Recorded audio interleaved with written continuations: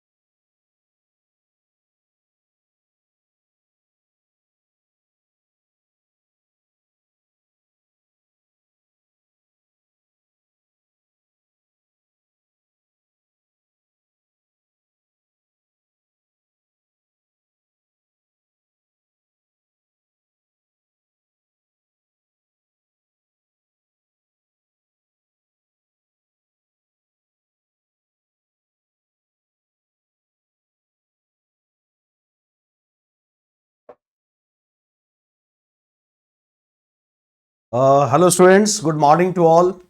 आप सबको मेरी आवाज मिल रही है? ऑडियो वीडियो एक बार जरा मुझे क्लियर कर देंगे?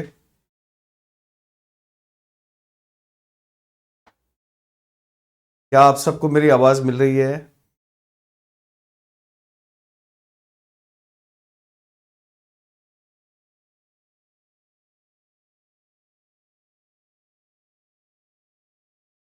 ऑडियो वीडियो दोनों क्लियर है? आप सबको मिल रही है आवाज? एक बार जरा कंफर्म करेंगे मुझे। Yes, good morning, good morning. Okay, मिल रही है, चलिए, थैंक यू, थैंक यू। तो आप सबका केजीएस के इस सेशन में बहुत स्वागत है। और हम लोग बात कर रहे हैं सीसेट के लिए हिंदी पे। आज के इस क्लास में मैं आपको एक टॉपिक बताने वाला हूं कि हिंदी भाषा आई कहाँ से, यानी कि हिंदी का उद्भव और विकास। क्योंकि एक हमने शुरुआत कर दी थी सीधे हिंदी व्याकरण से जो अपने सिलेबस में है, लेकिन कई दफ़ा हिंदी के उद्भव और विकास से भी सवाल पूछे जाते हैं। तो हिंदी के उद्भव और विकास को हम जानेंगे आज के इस सेशन में। आप सब लोग खूब अच्छे से समझे, क्योंकि एक तो एग्ज़ाम के पर्पज़ से है, हमें पढ़ना है। दूसरे, हमें इंटरव्यू के लिए भी ये सवाल पूछे जाते हैं कई दफ़ा। तो ये कॉमन एक इंफॉर्मेशन है जो हम सबको जाननी चाहिए, हम सबके पास होनी चाहिए कि हिंदी जो हमारी भाषा है जिसका हम प्रयोग कर रहे हैं, उसका उद्भव और विकास कैसे हुआ है। यस, गुड मॉर्निंग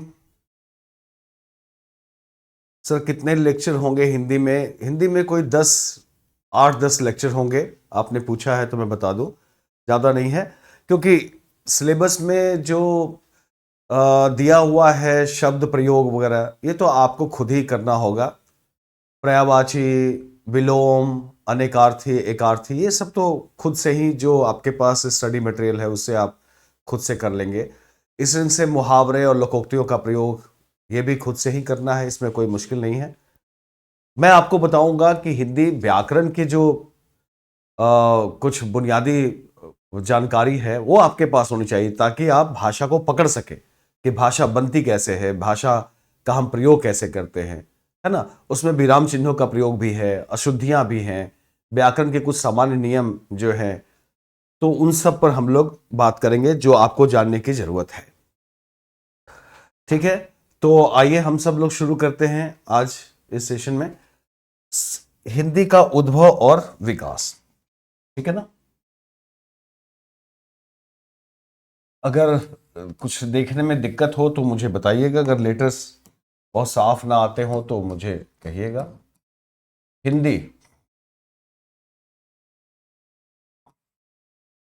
उद्भव और विकास। देखिए, हिंदी का जो हमारी भाषा है, ये अगर इसको हम ट्रेस करें कि ये भाषा कैसे हमारी बनी है, तो इसके बारे में हमें थोड़ा पीछे जाना होगा। और पीछे कहाँ जाना पड़ेगा? हमें संस्कृत में जाना होगा, क्योंकि हमारी मूल जननी जो है, भाषा की जननी, हिंदी की जननी जो है वो संस्कृत है। लेकिन संस्कृत कहाँ से आई, ये भी थोड़ा जिज्ञासा का विषय बनता है कि संस्कृत का आखिर कहाँ से आई। तो मैं आपको बताऊं कि विश्व में, थोड़ी सामान्य जानकारी मैं आपको दूं कि विश्व में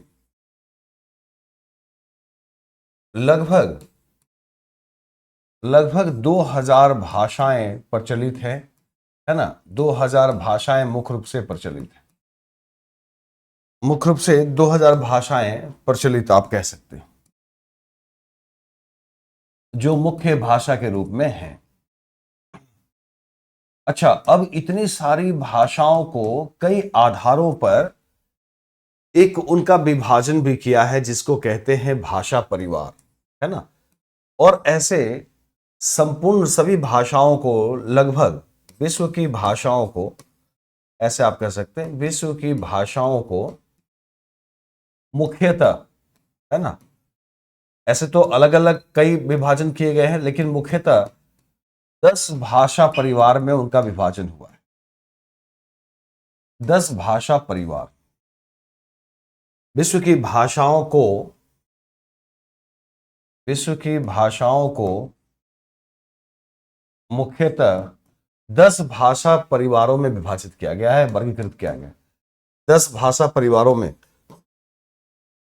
वर्गीकृत किया गया है। याद रखिएगा, जितनी भाषाएं हैं उन सबको 10 भाषा परिवारों में वर्गीकृत किया गया है। और इन 10 भाषा परिवार में से 4 भाषा परिवार की भाषाएं भारत में बोली जाती है। जो दुनिया के जो लैंग्वेज फैमिली है, उनमें मोटे तौर पर 10 लैंग्वेज फैमिली मेन है, और उसमें से 4 फैमिली की लैंग्वेज अपने भारत में बोली जाती है। ठीक है ना। इंडो आर्यन भाषा के हम लोग हैं, यस, अभी उस पर हम लोग आते हैं। ठीक है ना। सर, क्या पीवाईक्यू आ जाते हैं एग्जाम में? पीवाईक्यू बनाते रहना चाहिए, क्योंकि क्वेश्चंस तो वही बनेंगे ना। मान लीजिए हिंदी का उद्भव और विकास आप पढ़ते हैं, तो क्वेश्चंस इस साल बने, 10 साल पहले बने, 10 साल बाद बने, क्वेश्चंस तो वही बनेंगे। इसीलिए पीवाईक्यूज देखते रहना चाहिए। ठीक है ना। तो ये 10 भाषा परिवार में विभाजित किया गया है। इसमें से 4 भाषा परिवार की भाषाएं भारत में बोली जाती हैं। 4 भाषा परिवार, 4 भाषा परिवार की भाषाएं भारत में प्रचलित है ना, भारत में प्रचलित। कौन कौन सी 4 हैं? सबसे पहले तो इंडो यूरोपियन भारतीय आर्य भाषा, है ना, या इसको भारतीय आर्य भाषा तो हम लोग अभी कहते हैं, वैसे तो इसका नाम है भारोपीय परिवार। भारोपीय परिवार से वो निकला है, अभी मैं बताऊंगा। भारोपीय भाषा परिवार, ये दुनिया का सबसे बड़ा परिवार है, भारोपीय भाषा परिवार। ठीक है ना। इसके बाद है द्रविड़, द्रविड़ भाषा परिवार, द्रविड़ भाषा परिवार। इसके बाद है चीनी तिब्बती,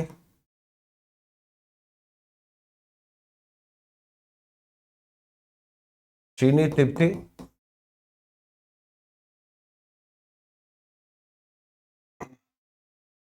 चीनी तिब्बती भाषा परिवार। ठीक है, एक आइडिया आपको ले रखना चाहिए और एक है आपको चीनी तिब्बती, और एक है ऑस्ट्रिक भाषा परिवार। ऑस्ट्रिक भाषा परिवार,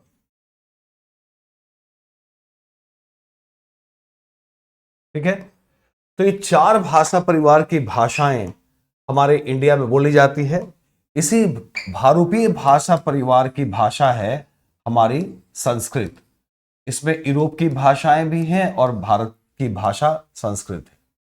द्रविड़ भाषा परिवार में आप जानते ही हैं चार भाषाएं हैं, तमिल है, तेलुगु है और कन्नड़ है और मलयालम है। मलयालम आप जानते हैं, तमिल तमिलनाडु में बोली जाती है, तेलुगु आंध्र प्रदेश में, कन्नड़ कर्नाटका में और मलयालम केरल में। तो ये इसकी है। चीनी भाषा परिवार की जो नॉर्थ ईस्ट की भाषा है, उत्तर पूर्व की भाषा, उत्तर पूर्व भारत की भाषा, और ऑस्ट्रिक भाषा जो आदिवासी भाषाएं हैं वो ऑस्ट्रिक है। आदिवासी भाषाएं है ना, आदिवासी भाषाएं जो हैं संथाल और तमाम ऐसे, वो ऑस्ट्रिक में आती हैं। और उत्तर पूर्व की भाषाएं, हमें इन सब से लेना नहीं है, हमें इन तीन भाषा परिवारों से कोई लेना देना नहीं है। हमें मतलब है भारोपीय भाषा परिवार से। और भारोपीय अगर मैं बताऊं आपको डिटेल में, तो भारोपीय भारत और यूरोप से बना है ना। शब्द जो बना है वो भारत और यूरोप से बना है। यस, अनामिका ओझा, चलिए वेलकम आप सबका, बहुत बहुत शुक्रिया, धन्यवाद कि आप सब लोग मेरी क्लास को रुचि लेकर देख रहे हैं और समझने की कोशिश कर रहे हैं। देखिए, मैं तो अक्सर ये कहता हूं कि आदमी जो है, आपका व्यक्तित्व और आप अपनी भाषा के जरिए ही जाने जाते हैं, है ना। भाषा केवल अभिव्यक्ति का माध्यम नहीं है। हम लोग समझ लेते हैं कि महज बोलने का या अपनी भावनाओं को व्यक्त करने के लिए हम भाषा का प्रयोग करते हैं, लेकिन ऐसा नहीं है। भाषा हमारे व्यक्तित्व को रिफ्लेक्ट करती है। It is a reflection of our personality. तो ये हमारे व्यक्तित्व को रिफ्लेक्ट करती है कि हम कैसी भाषा का प्रयोग करते। और कहा गया है कि भाषा जो है वो मस्तिष्क का दर्पण है। तो आप कैसा सोचते हैं, क्या आपके विचार हैं, आपकी बुद्धिमत्ता, आपके अंदर कैसी सोच है, संवेदना है, ये सारी चीजें कैसे पता चलती है? भाषा से। आपने देखा होगा कई व्यक्ति बड़े बड़ी गाड़ियों में या बड़े अच्छे ड्रेस में या बहुत पूंजीपति या बहुत पैसे वाले या बहुत आकर्षक, ऐसे बहुत सारे लोग मिल जाते हैं, लेकिन जैसे वो भाषा का प्रयोग करते हैं, हम उनके बारे में अनुमान लगा लेते हैं कि वो किस लेवल के व्यक्ति हैं, किस मानसिक स्तर पर किस लेवल के व्यक्ति। तो पहली नजर में, फर्स्ट साइट जिसको हम लोग कहते हैं, कोई व्यक्ति आकर्षक हो सकता है, लेकिन बाद में उसका इंप्रेशन, बाद में उसका प्रभाव, उसके व्यक्तित्व का प्रभाव उसकी भाषा से मिलता है। इसलिए आप सब लोगों के लिए एक बड़े अच्छा अवसर है कि जब आप पढ़ाई कर रहे हैं, स्टडी कर रहे हैं, तो आप अपनी भाषा को भी बहुत बेहतर करें। चाहे वो हिंदी भाषा हो, अंग्रेजी हो, सभी भाषाओं को, या फिर उर्दू पर भी आपको अपनी कमांड रखनी चाहिए। उर्दू भी एक भारत की ही जबान है। आज भले ही वो पाकिस्तान में या बांग्लादेश में बोली जाती है, लेकिन उर्दू भी हिंदुस्तान की ही जबान है। यदि आप भाषा पर अच्छा काम करते हैं तो आपको इसका फायदा मिलता है। तो अब जरा देखिए कि हमारा मतलब किससे है? भारोपीय भाषा परिवार से। भारोपीय, है ना, भारोपीय भाषा परिवार।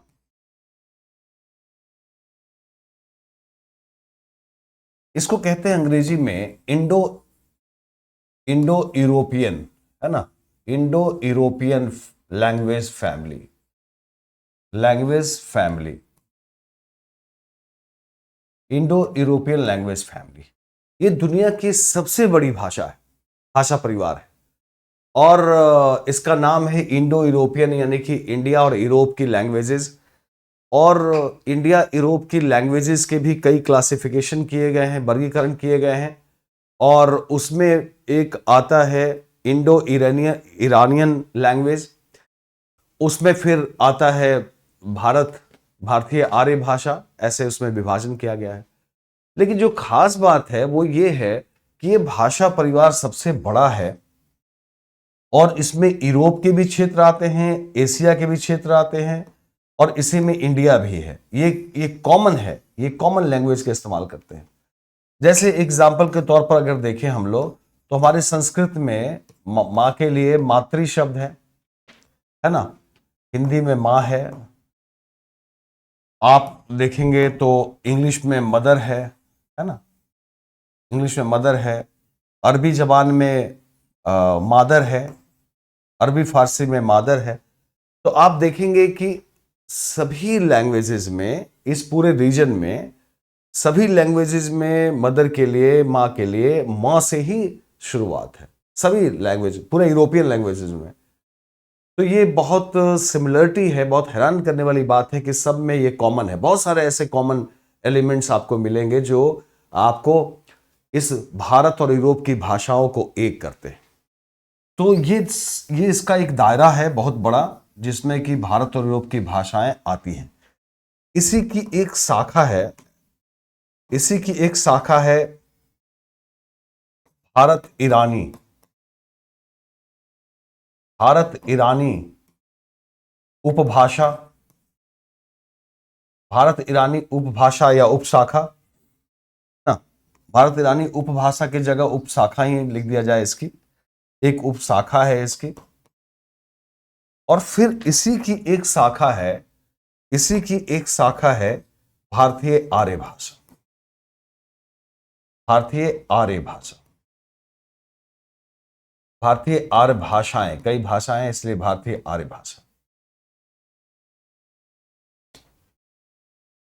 भारतीय आर्य भाषाएं, ठीक है ना। और ये जो आर्य है, ये आर्य आपको जानकर हैरानी होगी कि ये आर्य जाति नहीं थी, आर्य भाषा बोलने वालों को ही कहा गया। जो हम लोग इतिहास में पढ़ते हैं कि आर्यन आए, तो आर्य एक भाषा समूह के लोग थे जो एक ही भाषा का प्रयोग करते थे। बाद में आर्य शब्द जाति के लिए हो गया, आर्यन के लिए। जैसे हम लोग कहते हैं हिंदी, हिंदी तो आज भाषा का नाम है, लेकिन पहले हिंदी कहा गया हिंद के रहने वाले लोगों के लिए हिंदी शब्द का प्रयोग होगा, यानी कि हिंद में रहने वाले लोग हिंदी, ठीक है ना। अल्लामा इकबाल का एक गीत भी है जो आप सुनते हैं, सारे जहां से अच्छा हिंदोस्तां हमारा। उसमें एक पंक्ति भी आती है कि हिंदी है हम, वतन है हिंदोस्तां हमारा। तो हिंदी है हम, यानी कि हिंदी, हिंद के लोगों के लिए हिंदी शब्द का प्रयोग किया गया। ठीक वैसे ही आर्यन भाषा के लिए प्रयोग किया गया, बाद में आर्यन जाति हो गई। दूसरी बात कि आर्यन लोग जो एक तरह के लोग थे, एक भाषा का प्रयोग करते थे, वो जहां तहां उनका माइग्रेशन हुआ, है ना, जहां तहां वो माइग्रेशन हुआ। ऐसा नहीं कि वो यहां से ही ऐसे आए, चारों तरफ उसका माइग्रेशन हुआ। इसीलिए अब ये थ्योरी भी फ्लॉप हो गई है, या ये थ्योरी भी अब खत्म हो गई है कि आर्यन जाति यूरोप से भारत आए। अब नई फिलॉसफी ये है कि आर्यन बोलने वाले, आर्य भाषा बोलने वाले लोग जहां तहां चल रहे थे। वो कहां से आए, किधर से आए, ऐसा कोई एग्जैक्ट नहीं कह सकते कि वो यूरोप से आए, ठीक है ना।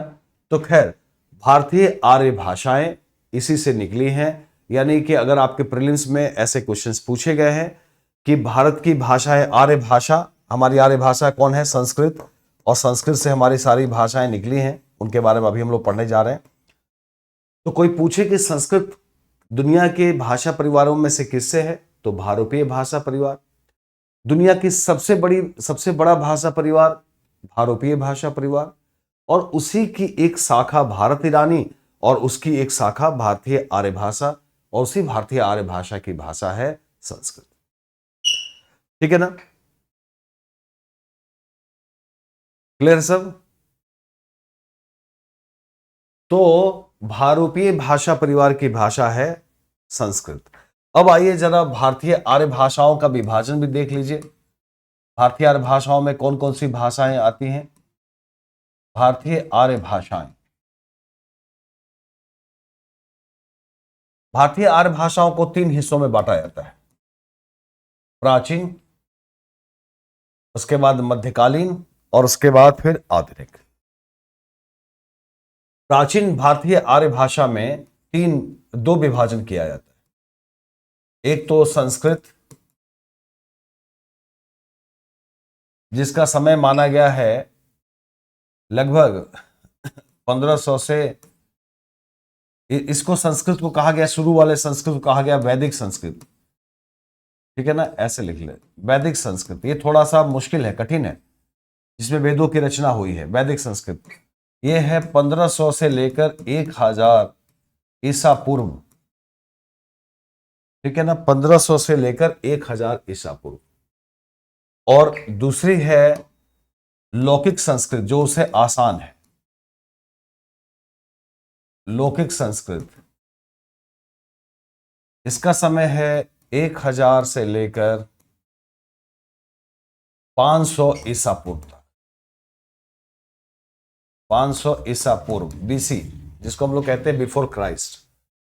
तो भारतीय आर्य भाषा जो है, भारतीय आर्य भाषा यानी कि भारत की भाषाएं, उसमें प्राचीन भारतीय आर्य भाषा के दो विभाजन हैं, वैदिक संस्कृत और लौकिक संस्कृत। वैदिक संस्कृत बहुत टफ है। आप सबको शायद पता हो कि जो हमारा वेद है, ऋग्वेद, उसकी बहुत सारी ऋचाएं अभी तक नहीं पढ़ी जा सकी हैं। वो इतनी मुश्किल है कि अभी तक नहीं पढ़ी जा सकी हैं। तो वैदिक जो है वो थोड़ा सा कठिन है।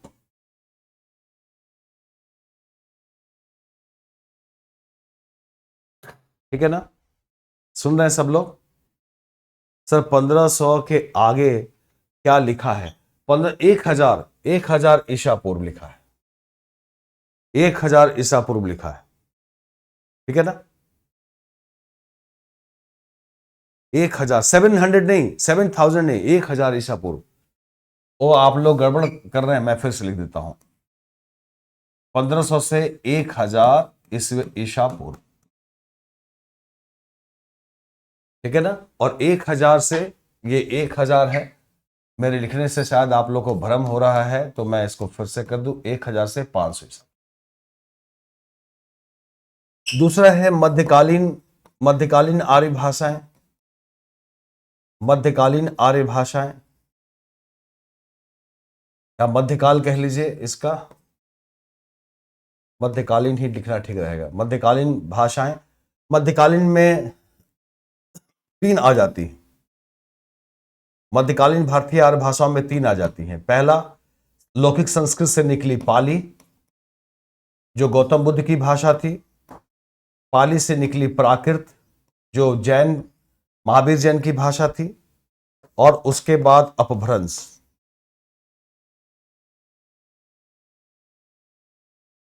अपभ्रंश, पाली का समय माना जाता है 500 ईसा पूर्व। 500 ईसा पूर्व से पहली ईसा पूर्व तक, पहली सदी तक, ईसा पूर्व नहीं, पहली सदी। प्राकृत का पहली से 500, पहली सदी।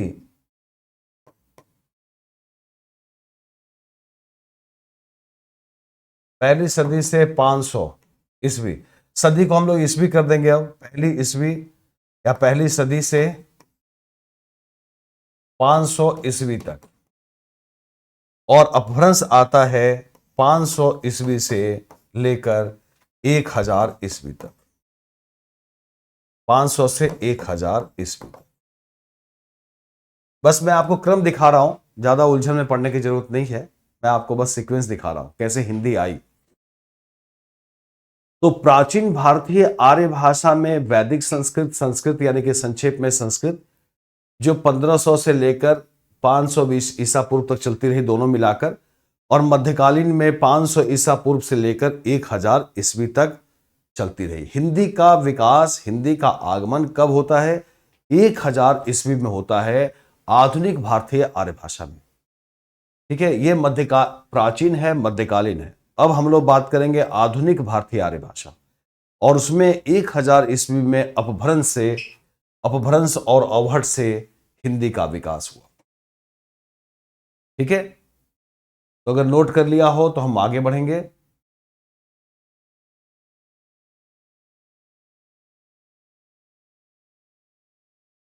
500 के आगे क्या लिखा है? 500 के आगे 1000 ईस्वी लिखा है। इतना साफ साफ तो लिखा है, फिर भी आप सब लोग को दिक्कत हो रही है। ठीक है, आगे बढ़े। सर इस सब्जेक्ट से कितने नंबर के क्वेश्चंस आते हैं? Yes sir, noted. पहले पढ़ लीजिए मिस्टर, कौन है? दुर्गा साहू। दुर्गा साहू पहले पढ़ लीजिए। शुरू की क्लास में हमने बताया था 10-15 क्वेश्चंस आते हैं सीसेट में, तो बार बार आप इधर उधर के पते पूछते हैं। डेस्टिनेशन पे ध्यान रखिए, अपने लक्ष्य पे ध्यान रखिए। जाना है इंस्टीट्यूट और पूछेंगे कि पार्क किधर है, सिनेमा हॉल किधर है। यह है आप सबकी बड़ी गलत आदत है। सीधे पूछिए ना कि हमारा जो जहां जाना है वो कहाँ है। ठीक है ना। अब आइए आधुनिक। आधुनिक आर्य भाषा। आधुनिक आर्य भाषा। आधुनिक आर्य भाषा। आधुनिक आर्य भाषाएं इसी में आती है, इसमें आती है हमारी हिंदी। ठीक है ना, इसी में आती है हमारी हिंदी, आती है बंगला भी आता है इसी में, फिर इसी में गुजराती। सभी जितनी भाषाएं हैं आधुनिक, ये सब आधुनिक है और इनका समय है 1000 ईस्वी से अब तक। अब तक यानी कि अद्यतन, अच्छी भाषा में कहें तो अद्यतन। अद्यतन यानी कि अब टू टिल डेट। तो आधुनिक भारतीय आर्य भाषा में आती है हिंदी, और हिंदी की शुरुआत कब से होती है? 1000 ईस्वी से शुरू होती है। तो आपसे पूछा जाए कि हिंदी का विकास कब हुआ, तो 1000 ईस्वी। और ये भी लगभग है मोटे तौर पर, क्योंकि कोई डेट से भाषा तो शुरू नहीं होती कि आज 1000 ईस्वी है या पहली तारीख है आज से नई भाषा। धीरे धीरे धीरे धीरे धीरे धीरे परिवर्तन हो रहा था। अब वो जाकर 1000 ईस्वी से हमारे भाषाविदों ने माना है मोटे तौर पर कि 1000 ईस्वी से हिंदी का प्रयोग देखने को मिलता है। ठीक है ना। तो याद रखिएगा, आपसे 2 सवाल अब बन गए, 2-3 सवाल बन गए कि भारत की भाषाएं कहां से निकली हैं, तो भारोपीय परिवार से निकली हैं। हिंदी कौन सी भारतीय आर्य भाषा है? प्राचीन, मध्यकालीन, आधुनिक? तो आधुनिक। हिंदी की जननी, हिंदी की जननी, यहां से सवाल बना लीजिए, हिंदी की जननी पूछा जाता है। हिंदी की जननी संस्कृत, और हिंदी की पूर्ववर्ती भाषा, हिंदी की पूर्ववर्ती भाषा, पूर्ववर्ती यानी कि ठीक पीछे की भाषा। तो हिंदी की पूर्ववर्ती भाषा कौन सी है? अपभ्रंश। और अपभ्रंश से ही एक और भाषा निकली थी जिसको भाषा का दर्जा देते भी है, नहीं भी देते, अपभ्रंश अवहट। अवहट। तो अपभ्रंश अवहट हिंदी से पहले थी। तो हिंदी की ठीक पूर्ववर्ती भाषा, याद रखिएगा, सवाल को समझिएगा और उसका उत्तर उसी ढंग से दीजिएगा, कभी फंसिएगा मत। हिंदी की जननी संस्कृत है और हिंदी की पूर्ववर्ती भाषा यानी कि ठीक पहले की भाषा अपभ्रंश और अवहट है। क्योंकि देखिए हिंदी के ठीक पहले, हिंदी 1000 में शुरू हुई, हिंदी के पहले क्या है? अपभ्रंश है 1000 तक। अपभ्रंश से ही हिंदी निकली। ठीक है ना। तो अपभ्रंश अवहट जो है, और अपभ्रंश अवहट एक साथ ही चलती है, थोड़ा बहुत अंतर है, एक साथ ही चलती है अपभ्रंश।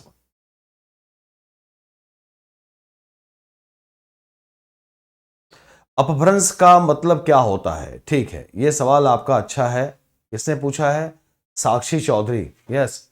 अपभ्रंश का मतलब होता है बिगड़ा हुआ। अपभ्रंश का मतलब बिगड़ा हुआ। अपभ्रंश का मतलब विकृत या बिगड़ा हुआ। ठीक है ना। अपभ्रंश, तो जो भाषा संस्कृत से बिगड़ कर बनी उसको कहा गया अपभ्रंश। जो पाली प्राकृत संस्कृत से बिगड़कर बनी उसको कहा गया अपभ्रंश। ठीक है, तो इसको कहते हैं बिगड़ा हुआ, विकृत।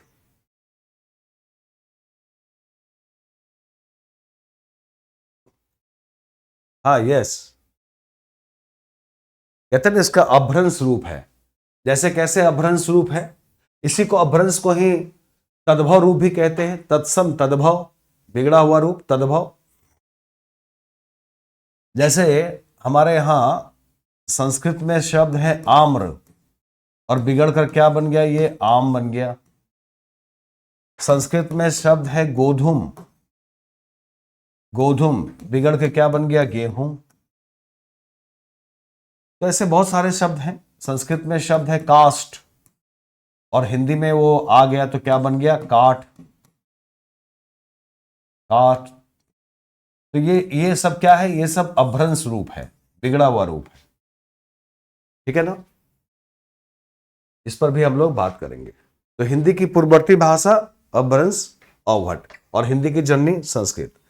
अब हिंदी का विकास देखिए आगे कैसे हुआ। हिंदी जब आ गई तो हिंदी का विकास कैसे हुआ। हिंदी के विकास को भी 3 चरणों में रखा जाता है। पहले तो हिंदी को भी 3 चरणों में रखते हैं। एक तो प्राचीन हिंदी, हिंदी को भी प्राचीन हिंदी। इसका समय माना जाता है आपका 1000 से लेकर लगभग 1400-1500 ईस्वी तक मानते हैं।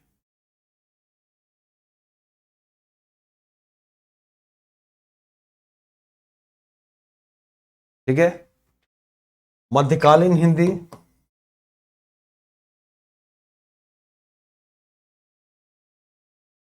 अच्छा मैं बता भी दूं, कभी कभी पीटी में पूछ देता है। इस समय प्राचीन हिंदी में लेखक कौन है, अमीर खुसरो हैं। अमीर खुसरो इसी समय लिख रहे हैं। अमीर खुसरो, विद्यापति का नाम सुना होगा, विद्यापति, चंद्रबरदाई, चंद्रबरदाई, ये सब लोग इस काल के लेखक हैं, शुरुआती दौर के। अच्छा, मध्यकालीन हिंदी, मध्यकालीन हिंदी का समय है 1400 से लेकर लगभग 1800 तक ईस्वी। 1800 तक यही चलती रही मध्यकालीन हिंदी। इसमें हिंदी के 2 रूप दिखाई देते हैं, एक अवधी और दूसरा ब्रजभाषा, हिंदी और ब्रजभाषा।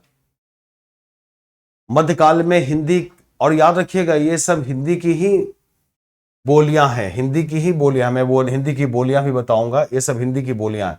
अवधी ब्रजभाषा, इसमें कौन लोग आए, अवधी में तुलसी आए, ब्रजभाषा में सूरदास बड़े कवि आए।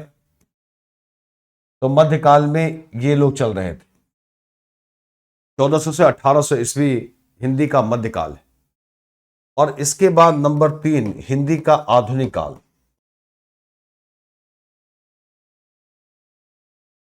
आधुनिक हिंदी, आधुनिक हिंदी की शुरुआत होती है 1800 ईस्वी से लेकर अब तक। 1800 ईस्वी से लेकर अब तक। इस समय भारतेंदु, भारतेंदु हैं सबसे प्रमुख। भारतेंदु के प्रयास से हिंदी शुरू हुई। ठीक है ना, भारतेंदु ने हिंदी में लिखना शुरू किया, ब्रजभाषा और अवधी को छोड़कर उस समय के लोगों ने। तो आज की ये हिंदी, आधुनिक हिंदी जो है वो 1800 ईस्वी के आसपास शुरू होती है। ठीक है ना।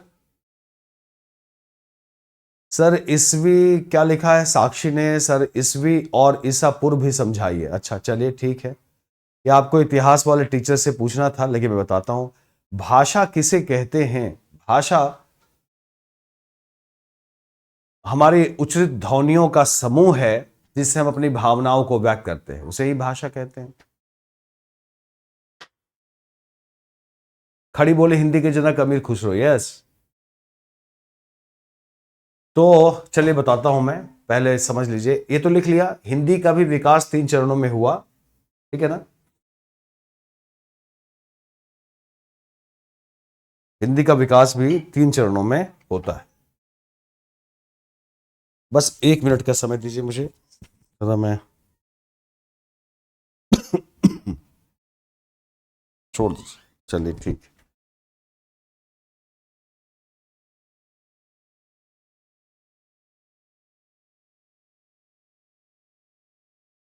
ठीक है, नोट कर लिया सभी लोगों ने? आतेंदु हरिश्चंद्र, आतेंदु हरिश्चंद्र, यस। रुक जाइए जरा 1 मिनट।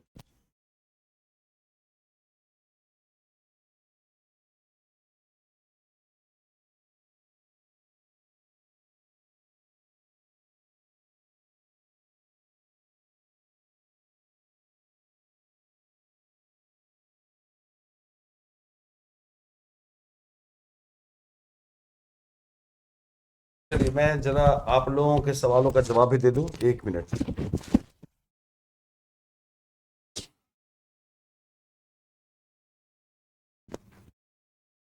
ठीक है ना?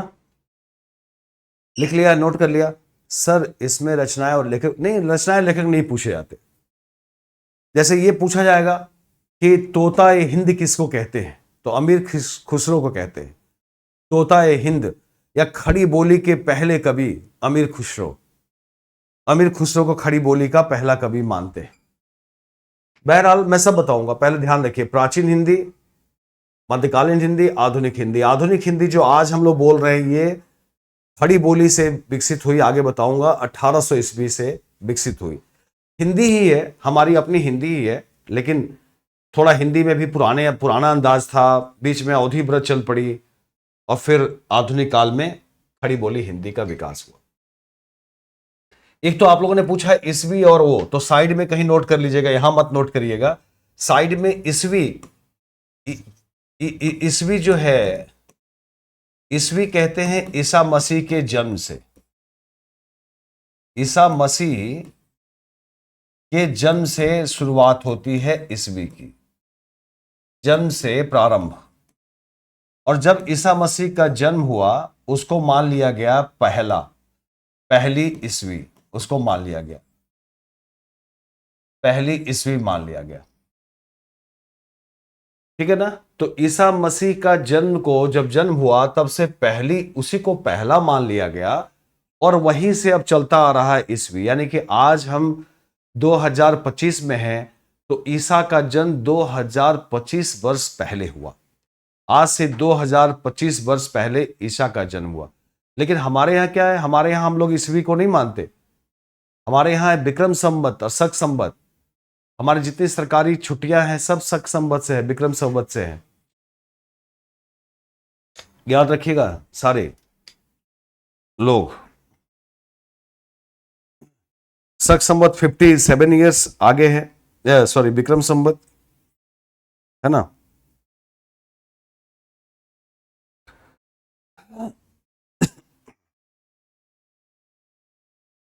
नोट कर लिया? पहले ईस्वी। और ईसा पूर्व का मतलब, ईसा पूर्व का मतलब, ईसा पूर्व का मतलब ईसा मसीह के जन्म से पहले, ईसा मसीह के जन्म से पूर्व। यानी कि अगर हम लोग कहते हैं कि 500 ईसा पूर्व में, 500 ईसा पूर्व यानी कि बीसी, बिफोर क्राइस्ट, बुद्ध आए, मान लीजिए 500-600 ईसा पूर्व में बुद्ध आए, तो आज 2025 और इसमें 500 और जोड़ लीजिए, तो 5, 2, 5 और 2, 2525 वर्ष पहले बुद्ध आए। ठीक है? तो ये कहते हैं ईसा पूर्व, ईस्वी और ईसा पूर्व।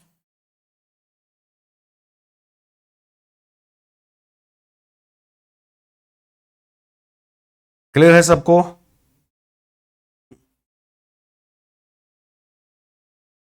अब देखिए हमारे यहां क्या चलता है, ये सब साइड में लिखिएगा, मेन में मत लिखिएगा। हमारे यहां चलता है विक्रम संवत। विक्रम संवत कितना है? विक्रम संवत 57 ईयर्स अभी ईस्वी से पहले 57 साल या वर्ष लिखिए, ईस्वी वर्ष से पूर्व। हमारे यहां तो और पहले शुरू हो गया था, 57 वर्ष पहले। यानी कि अगर कैलकुलेशन करके मैं आपको बताऊं तो इसको ऐसे लिखना होगा कि आज वर्तमान में कितना विक्रम संवत, वर्तमान समय, वर्तमान काल में आज 2025 है। 2025 में माइनस कर दीजिए 57, 15 में से 7 गया 8, 8 7 15, 8, 11, 11 में से 5 गया 6, और यहां यहां हो गया 9, है ना, और यहां हो गया 1, यानी कि 1968। ठीक है ना, 1968। नहीं, लेकिन इसमें ऐड हो जाएगा 50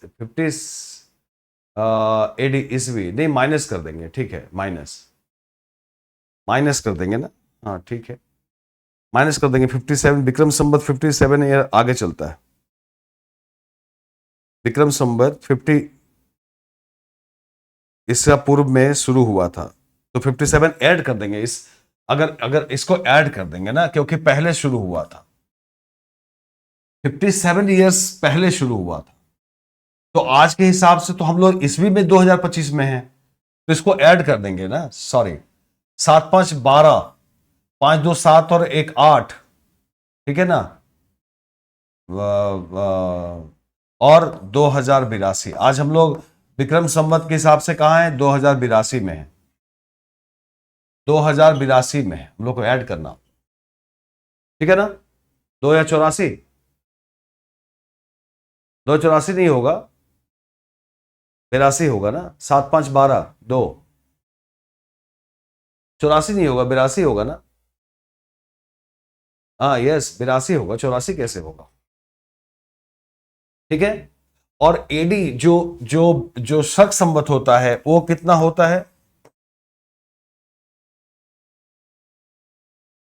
शक संवत 78 ईयर्स आगे होता है, वर्ष एडी, यानी कि इतना आगे है वो, ईस्वी से इतना आगे है वो, 78 ईयर्स बाद, यानी कि इसको घटाना पड़ेगा, शक संवत को घटाना पड़ेगा, ये ईस्वी सन से इतना आगे है। तो अगर ईस्वी सन में आज हम निकाले तो कैसे निकालना होगा, हमें घटाना पड़ेगा। अगर शक संवत में हमें निकालना है तो क्या करना पड़ेगा, शक संवत में हमें 2025 में से -78 करना पड़ेगा, है ना। तो 15 में से 8 गया 7, यहां बच गया 1, 11 में से 7 गया 4, 7 4 11, यहां बच गया 9, यहां बच गया 1, 1947। तो शक संवत के हिसाब से 1947 और विक्रम संवत के हिसाब से 2024, 2082।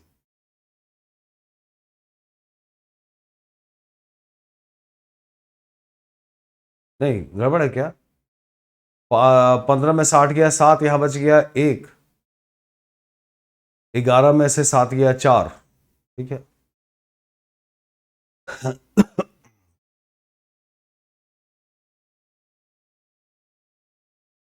यस, तो ये तो आपने बीच में पूछ दिया तो हमने बता दिया। चलिए अब आइए अपने मुद्दे पे। हम लोग हिंदी में यहां तक बोल रहे हैं कि प्राचीन हिंदी, हिंदी के भी कई रूप हैं, प्राचीन हिंदी, मध्यकालीन हिंदी और आधुनिक हिंदी, ठीक है ना। और आधुनिक हिंदी शुरू होती है इससे। तो अब देखिए जरा एक चीज और, हिंदी नाम कैसे पड़ा और फिर हिंदी की बोलियां, पहले जरा हिंदी का नाम भी देख लीजिए, चाहे पहले जरा हिंदी की बोलियों को देख लीजिए, फिर हिंदी का नाम कैसे पड़ा उसको हम लोग देखते हैं। अभी रुक जाइए। अब देखिए जरा हिंदी की उपभाषा और बोलियां, हिंदी की उपभाषाएं, हिंदी की उपभाषाएं और बोलियां।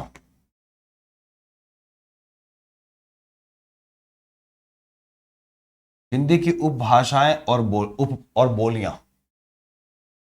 इसके पहले एक चीज और आपको जान लेनी चाहिए कि बोली और भाषा में क्या अंतर है। तो साइड में लिख लीजिएगा कहीं नोटबुक में, साइड में, बोली सीमित क्षेत्र में संवाद की भाषा, संवाद का माध्यम, कहीं साइड में लिख लीजिएगा। बोली का मतलब सीमित क्षेत्र में संवाद का माध्यम।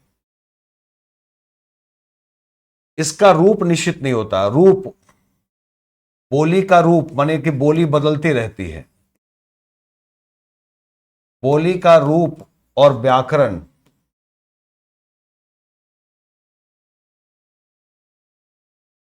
निश्चित नहीं रहता, ठीक है ना। इसलिए बोली बदल जाती है। आपने सुना होगा, एक कहावत कही जाती है कि कोस कोस पर पानी बदले, है ना, कोस कोस पर पानी बदले, 5 कोस पर,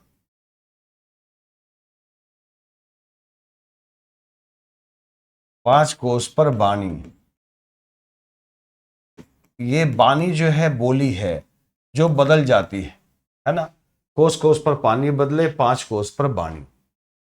तो बोलियां बदल जाती हैं, बोलियों का कोई रूप नहीं होता। इसका एग्जाम्पल मैं आपको दूं कि आप अवधि को देख लीजिए। लखनऊ की अवधि अलग है, उधर आगे चलेंगे बलरामपुर, बहराइच, उधर की अवधि अलग हो जाएगी। जौनपुर की अवधि अलग है, थोड़ी भोजपुरी मिश्रित है। थोड़ा आगे पढ़ेंगे तो बस्ती, अंबेडकर नगर और गोरखपुर तक जाए, गोरखपुर में भोजपुरी अवधि तो उधर अलग हो जाती है। भोजपुरी को अगर देखिए तो भोजपुरी का भी एक रूप नहीं है। भोजपुरी भोजपुर से निकली, बिहार के भोजपुर से, वहां की अलग है। मोतिहारी चंपारण की अलग है। इधर जो बिहार के जिले हैं, सिवान, गोपालगंज, छपरा, सारण, उसकी भोजपुरी अलग है। इधर बक्सर, भोजपुर, कैमूर, इसकी भोजपुरी अलग है। तो थोड़ी थोड़ी अलग है। तो बोलियां बदल बदल जाती हैं। ब्रज भाषा को देखिए तो जो मथुरा में बोली जाती है वो प्योर है ब्रज। मथुरा से थोड़ा सा दूर जाएंगे, हाथरस, एटा, इधर उधर के जिलों में थोड़ी सी ब्रज बदल जाती है, ठीक है ना। तो बोलियां बोलियां बदल जाती है और भाषा नहीं बदलती। भाषा क्यों नहीं बदलती? क्योंकि भाषा का एक मानक रूप होता है। भाषा का पहले तो विस्तृत क्षेत्र होता है, विस्तृत क्षेत्र में बोली जाती है, और एक उसका मानक स्टैंडर्ड रूप होता है, मानक रूप, और उसका व्याकरण होता है, ठीक है ना। उसका व्याकरण भी होता है, व्याकरण सुनिश्चित। इसीलिए भाषा भाषा नहीं बदलती, बोलियां बदल बदल जाती है। जैसे आप चाहे कहीं भी रहें, है ना, गोरखपुर में बैठे हों या गाजियाबाद में, अगर लिखना है कि मुझे पानी चाहिए तो मुझे पानी चाहिए ही लिखना पड़ेगा। हिंदी का व्याकरण यही कहता है कि मुझे पानी दो, मुझे पानी चाहिए, मुझे एक गिलास पानी दो, है ना, मुझे आपको पैसे देने हैं। लेकिन कई जगह लोग इसका गलत प्रयोग भी करते हैं। जैसे दिल्ली में लोग कहेंगे कि मेरे को पैसे देने हैं, मेरे को आपको पैसे देने हैं, मेरे को एक गिलास पानी चाहिए। अब ये गलत है, ये भाषा का गलत रूप है ना। तो भाषा, हमारी हिंदी भाषा का व्याकरण सुनिश्चित है, उसमें आप कोई चेंज नहीं कर सकते।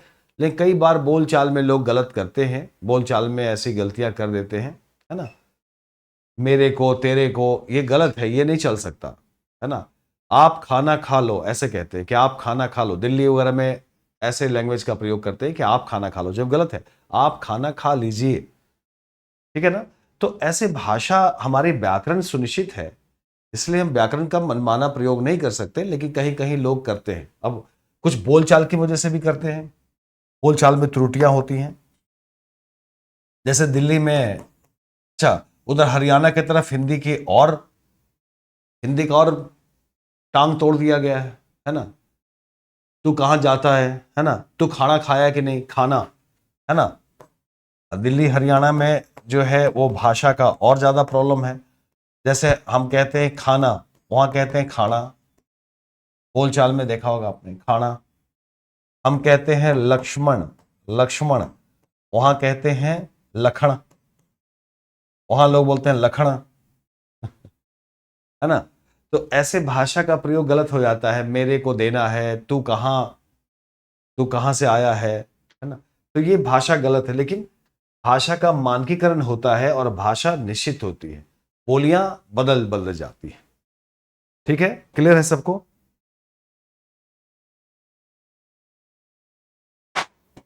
यस, आइए अब हिंदी पे आ जाते हैं। हिंदी की, नोट कर लीजिएगा, हिंदी की हिंदी की 5 उपभाषाएं हैं। हिंदी की 5 उपभाषाएं और कुल 17 उपबोलियां हैं, 17 बोलियां हैं। 5 उपभाषाएं और 17 बोलियां। याद रखिएगा, हिंदी की कुल 5 उपभाषाएं, हिंदी की 5 उपभाषाएं और कुल 17 बोलियां। ठीक है। 5 उपभाषाएं कौन कौन सी हैं, उनकी बोलियां कैसी कैसी हैं, मैं आपको दिखा देता हूं। ये हिंदी की 5 उपभाषाएं और कुल 17 बोलियां। टाइम तो हो ही गया है, अपने पास 1 घंटे का टाइम है, लेकिन चलिए मैं थोड़ा सा आगे बढ़ता हूं। 5 उपभाषाएं कौन कौन सी हैं और बोलियां कौन कौन सी हैं, देखिए जरा। हिंदी हिंदी की 5 उपभाषाएं देखिए। सबसे पहले आपको पश्चिमी हिंदी,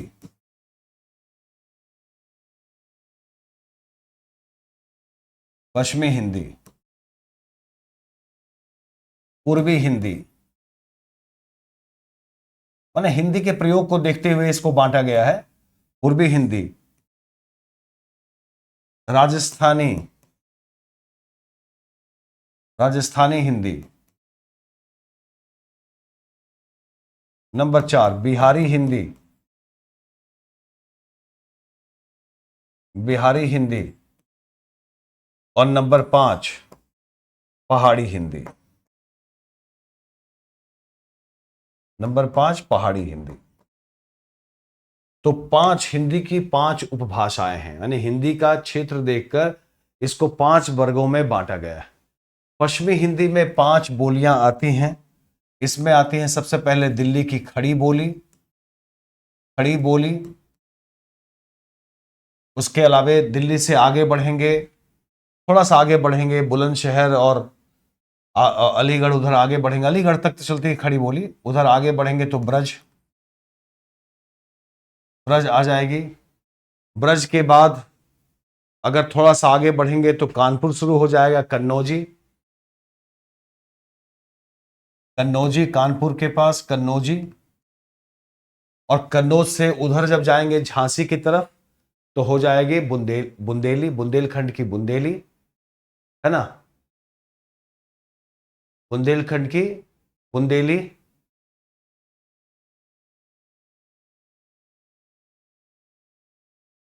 बुंदेली, ठीक है।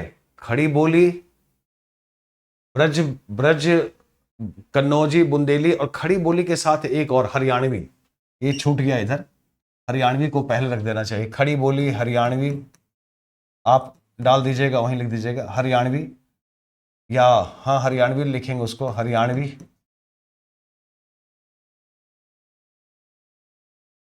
खड़ी बोली हरियाणवी, जिसको बांगरू कहते हैं, है ना, बांगरू हरियाणवी, हरियाणवी। और फिर ब्रज है, फिर कन्नौजी है और फिर बुंदेली है, बुंदेलखंड की बुंदेली। तो ये हिंदी की बोलियां हैं, 5 हिंदी की बोलियां हैं पश्चिमी हिंदी में। पूर्वी हिंदी में 3 है। पूर्वी हिंदी में अवधी है, हिंदी की बोली अवधी। उसके बाद बघेली, जो सतना और रीवा में बोली जाती है बघेली, है ना। और फिर छत्तीसगढ़ी, छत्तीसगढ़ी, छत्तीसगढ़ी में जो बोली जाती है छत्तीसगढ़ी। ये तीन बोलियां पूर्वी हिंदी की हैं। कई बार ऐसा पूछ देगा आपसे पीटी में, किसमें से कौन पूर्वी हिंदी की बोली है, इसमें से कौन पश्चिमी हिंदी की बोली है, आपके एग्जाम में पूछा जाता है। सर कानपुर में तो सब खड़ी भाषा बोलते हैं, पर कन्नौजी मैनपुरी में बोले। हाँ, मैनपुरी इटावा से लेके कन्नौज तक, वो कन्नौज पूरा इटावा और जो जिले हैं आसपास के, है ना, जसवंत नगर और वो कानपुर, वो सब कन्नौजी का बेल्ट है। झांसी से लगता हुआ उधर झांसी, ललितपुर से फिर शुरू हो जाते हैं बुंदेलखंडी, ग्वालियर का लिया हुआ एरिया जो है, ठीक है ना। तो ये है राजस्थानी में है जयपुरी, जिसको ढूंढानी बोलते हैं, जयपुरी ढूंढानी इसको कहते हैं, ढूंढानी। जयपुरी, मालवी, मेवाती, मेवाती और मारवाड़ी, और मारवाड़ी, ठीक है ना। ये जयपुर की हिंदी है, चार हैं बोलियां। जयपुरी जिसको ढूंढानी बोलते हैं, मालवी, मेवाती, मारवाड़ी। बिहारी हिंदी की तीन बोलियां हैं, जिसमें सबसे बड़ी है भोजपुरी, और फिर मैथिली, और फिर मगही। मगही जो पटना और गया मध्य क्षेत्र में बोली जाती है, गया औरंगाबाद पटना के क्षेत्र में ये मगही बोली जाती है। मैथिली मिथिलांचल क्षेत्र में दरभंगा, मधुबनी, सहरसा, सुपौल, मधेपुरा, उधर का जो उधर के जिले हैं उधर, और भोजपुरी क्षेत्र में जो है बिहार का। और पहाड़ी हिंदी में दो हैं, कुमाऊनी, और गढ़वाली, कुमाऊनी और गढ़वाली। तो टोटल अगर काउंट करेंगे तो 17 हो जाएंगे। 1 2 3 4 5 6 7 8 9 10 11 12 13 14 15 16 17। तो हिंदी की उपभाषाएं कितनी है? 5। हिंदी की उपभाषाएं 5 और हिंदी की बोलियां 17। पीटी में पूछा जाएगा तो इसका जवाब आप दे सकते हैं आराम से। सर यूपी की प्रमुख बोलियां, हाँ करा दीजिए, ठीक है। यूपी की प्रमुख बोलियां कौन सी हैं? ये अपने सिलेबस में है। उत्तर प्रदेश की प्रमुख बोलियां, उत्तर प्रदेश की प्रमुख बोलियां कौन कौन सी हैं? सबसे पहले तो सबसे ज्यादा जो बोली जाती है वो है अवधी और ब्रज। सबसे ज्यादा अवधी, दूसरी ब्रज भाषा। ब्रज भाषा पूरे ब्रज मंडल, मथुरा, उत्तर प्रदेश, वेस्टर्न मतलब पश्चिमी उत्तर प्रदेश का पूरा क्षेत्र ब्रज भाषा का क्षेत्र है ना। और अवध लखनऊ से लेकर गोरखपुर तक अवधि। नंबर 3 बुंदेली, छत्तीसगढ़ बुंदेली, पूरा झांसी और बुंदेलखंड का क्षेत्र बुंदेली। अच्छा, नंबर 4 भोजपुरी, बनारस से लेकर उधर का पूरा क्षेत्र, आजमगढ़, मऊ, है ना, आजमगढ़, मऊ, जौनपुर, गोरखपुर, देवरिया, ये सब जो जिले हैं ये भोजपुरी के हैं।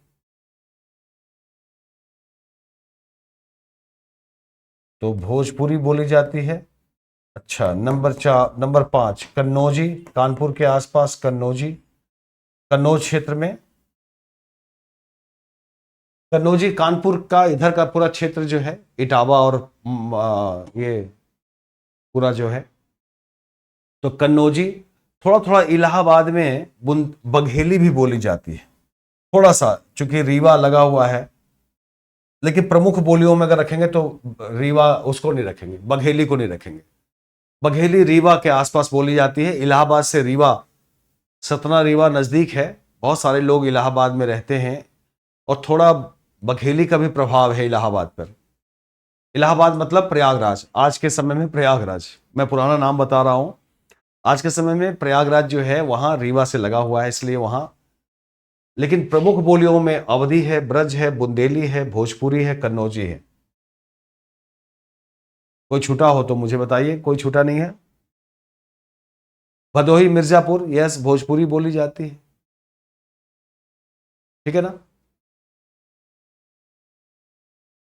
तो प्रयागराज यस, फरुखाबाद, कन्नौज, हाँ बिल्कुल,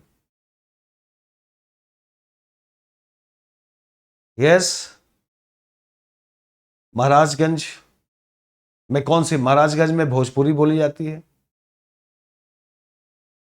तो चलिए आज यहाँ हम रुकते हैं, कल इस चर्चा को आगे बढ़ाएंगे। थोड़ी सी कल तो छुट्टी रहेगी, नेक्स्ट क्लास में थोड़ी सी ये चर्चा हो गई। अब आ जाएंगे व्याकरण पे, और भाषा शब्द की संरचना पढ़ाऊंगा मैं। ये थोड़ा सा इसमें और है, एक दो बातें और है करके फिर हम लोग पढ़ाएंगे। आपको मैं पढ़ाऊंगा शब्द संरचना, यानी कि उपसर्ग, प्रत्यय, संधि, समास। तो आज के लिए इतना ही। आप सबसे अब मैं विदा लूंगा, मेरी अगली क्लास है, फिर आप सबसे नेक्स्ट क्लास में मुलाकात होगी। Thank you and good bye. Thank you, thank you. Fatehpur में कौन सी भाषा? फतेहपुर में इलाहाबाद की भाषा है, वही है भोजपुरी से, और भोजपुरी नहीं, जो प्रयागराज की मिली जुली भाषा है, यस।